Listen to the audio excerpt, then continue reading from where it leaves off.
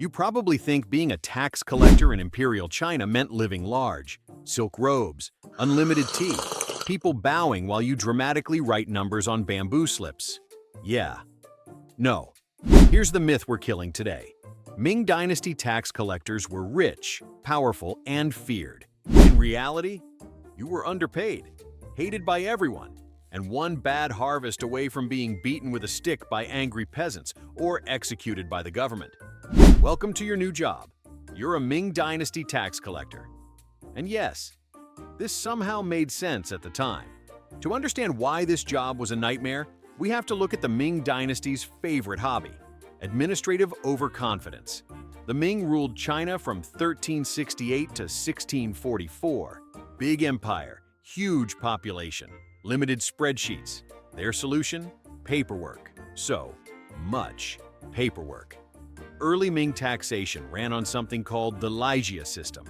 Think of it as a neighborhood HOA, except instead of arguing about trash cans, you're responsible for making sure everyone pays grain taxes to the emperor. Each village is grouped into units. Each unit has rotating households in charge of tax collection. Congrats. It's your turn. Pause.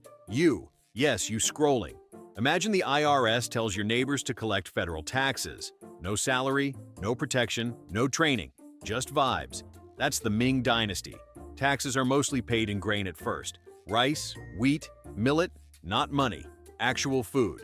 You don't Venmo the emperor. You physically transport crops across long distances, on terrible roads, while bandits exist. This is already going great. Now here's the fun part. The tax quota? Fixed. It does not care if there's a drought. It does not care if there's flooding. It does not care if half the village is starving. The emperor wants his grain. If villagers can't pay, that's not a policy problem. That's a you problem. Wait, what? Yes, if taxes come up short, you, the collector, are personally responsible. You don't get to say, hey, natural disaster. The state response is, sounds fake, pay up.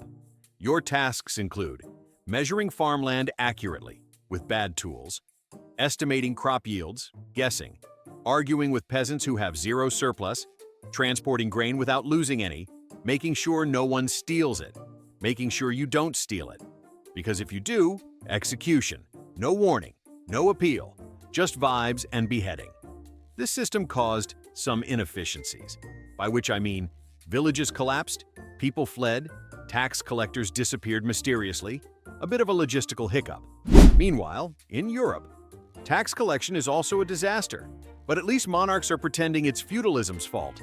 China is doing centralized bureaucracy hard mode. Everyone loses. By the 1500s, grain taxes are a mess.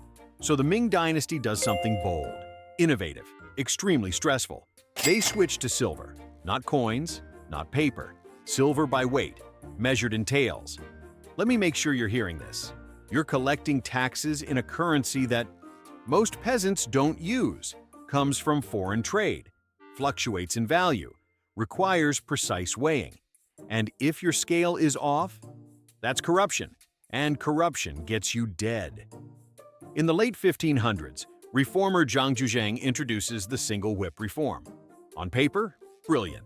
It merges multiple taxes into one silver payment. Cleaner, simpler, modern. In reality, you now have to explain global silver shortages to farmers who just grow rice. Good luck. Silver mostly comes from Japanese mines, Spanish colonies in the Americas.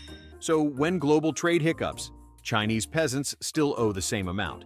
But silver is harder to get, which means you're collecting the impossible again. By the early 1600s, climate cooling hurts harvests, silver shortages hit hard, taxes stay high, corruption spreads. Tax collectors are trapped between an emperor who wants results and peasants who have nothing. Guess who gets blamed? You. Real talk. At this point, would you keep doing the job? Because historically, a lot of collectors didn't. They ran, they bribed, they rebelled, which leads to mass uprisings. One of them is led by Li Zicheng, a former minor official who knew exactly how broken the tax system was. He marches, cities fall, the Ming collapses in 1644, the dynasty ends, partly because the tax system crushed the people enforcing it. Iconic. Meanwhile, the Qing dynasty is watching like, okay, but what if we did the same thing slightly differently? History is a loop. So, what did we learn?